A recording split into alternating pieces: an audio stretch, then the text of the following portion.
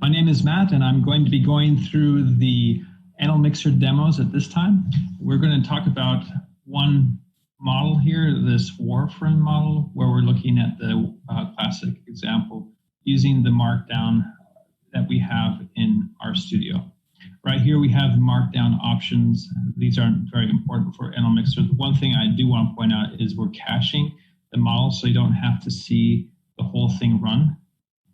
So what I'll do first is I'll run this so that the models can be cached, and we'll talk a little bit about the models that are going to run here. So this is going to be, again, a classic example, Warfarin, which in this case was provided by Tumu and Nick Holford. So first thing we need to do is just load the libraries for nlmixr and ggplot2 so we can do some of these plots. And then we'll just go through this example of the PK model. This is actually a joint model that has PK-MPD. It's a transit compartment model. It has this KA where you have the absorption into the depot compartment and then the transit compartment that goes into the gut. And from the gut, it will go into the systemic circulation and be eliminated with the clearance. And it has a volume distribution systemically of B. We also have between subject variabilities on all these pieces. We have this eta, KTR, eta KA, eta CL, and eta V. And notice again that these tills are here. This means modeled by, and it's telling the program that we're using between subject variability. For the rest, we have these assigned to or equals that will tell you that we're using the population or fixed parameters. The last pieces here is proportional and the PK additive error. These are both standard deviations again, and they are used assigned to put the initial values in. The next piece in here is the pharmacodynamic model, where here we have this pop logit estimate for our Emax, and it's using a logit scale, so it can be scaled from 0 to 1. Then we have this TC50, which is our typical value at EC50, and it's going to be on a log scale, so we just put reasonable estimates on the log scale. So we have this log transform here. We have the K out, we have the E0, and then we have etas on these parameters as well, again using the tilde or model by. And then we have an error on the additive piece, on the pharmacodynamic piece. So that's the part of the model where we put our initial conditions in. This is the I block inside of this function. The next piece we'll talk about is the model. And the model has the relationships between these fixed effects parameters and these random effect parameters. And they're assigned to the parameter that will be used in the model. So we do that for the transit compartment PK models and the indirect response model parameters here. We assign the effect at time 0 to E0, and we assign the K in or to be E0 times K out, because at equilibrium the value is K in over K out. Then here we use Leibniz notation to denote the ODEs. So we have the depot where we are going to administer drug. Then we have a transit into the gut, and that transit will go into the central compartment, which represents the plasma. And then we have this effect compartment that takes that PK concentration in the central compartment and uses this indirect response model to model the effect. Down here, we have the model specification for the two pieces we'll be modeling. We'll be modeling the concentrations, and we'll have an additive plus proportional error. And then we have the effect, and we'll be modeling that as a normal or additive error. Again, look at this particular piece. It's modeled by, so we're telling nlmixr that we're modeling two pieces because we have two tildes here. So let's evaluate this function so that we can look through it. Okay. One thing you can do to make sure everything's working all right is use the nlmixr PK turnover Emax, and it will show you information about the model. So this particular piece will show you the information from the model, the fixed effects, the random effects, and it will actually show you the variable, the compartment, and those those pieces in there, as well as a mu reference table and the overall model.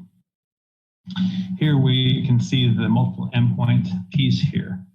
And we'll go and talk about what's there. So in here, we have this CP, ... and then we have compartment. Right here, we see the compartment is 5, and then we have effect, and the compartment is 4. It seems a little bit off. You specify the CP first, you think it'd be 4 or 5. They would be reversed. It'd be 4 here and 5 there. The reason why it's not reversed is this effect is actually in our ODE. So if you look at the ODE specification, it's right here, DDT effect is equal to KN PD minus K out effect. When you have that, you actually will match your PK parameter in the ODE. So this will be the 4th compartment, which matches the ODE. And then this will be the 5th compartment because there's nothing in the ODE that has CP in it. So it numbers it afterwards. If we want to change this, we could change it to match the ODEs. Since the CP is really related to the central compartment, we could change it to be related to the central compartment by adding this conditioned on. So it can be, say, is modeled on the central compartment. So you have this straight bracket, and you can use, say, it's being conditioned on the central compartment or being modeled on the central compartment. So when you change it and you have this new model here, and we evaluate it, it will give a different sort of data that you need to be modeling. You would have your compartment is equal to the center, and it's compartment 3 because it's actually the 3rd compartment in the ODE system. Or you have compartment 4, which is your effect compartment. So now you know how to change these compartments, and you can actually go through and change them as you see fit. One thing that I would like to say is if you have the data set, you might want to look at the data set to make sure it matches. So in this case, we have Warfarin built into nlmixr, and you look at the data, we have the standard data set names, ID, time, amount, DV, DVID, and EVID. Now, DVID is one of the things you can use for specifying the endpoint. Here we have CP and we have PCA. That doesn't quite match our model.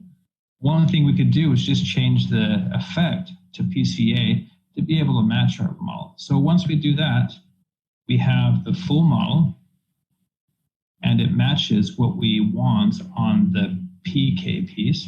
So we can run this SAE and fit. Now, if you're in our Markdown console, you'll get these data in data frames right here. You can look through. It tells you the objective function, how to access it. It tells you the time. It tells you the parameter estimates in this data table. And it tells you the omega block, and it tells you the correlation matrix and all these other statistics that may be of interest to you, like the shrinkage table where it talks about the mean, variance, standard deviations, skewness, and kurtosis of all the between subject variabilities, and then some notes about the fit. In this case, one note is the covariance method that was used as linear FIM, and then the last one is just the data itself. And these, as mentioned, are actually tables. They're actually data frames, so you can use them directly in any type of data manipulation you want with dplyr or data table, or directly with ggplot, so you can create your own plots. In this case, it does the same thing. It shows you that information as we run it again. This is really fast because we've already run this model. You should expect to take a little bit more time on your personal computer. The other thing that we can do here, and this will take some time, is to just plot the goodness of fits for each of these endpoints. So you have the endpoint of the concentrations, this PC, and the endpoint of the pharmacodynamics, this PCA. And you just simply plot it, and it will produce a bunch of plots for the fit that talks about goodness of fit. These are not really something you can customize as easily with something like ggpmx. So This shows the goodness to fit plots. We have the plot of the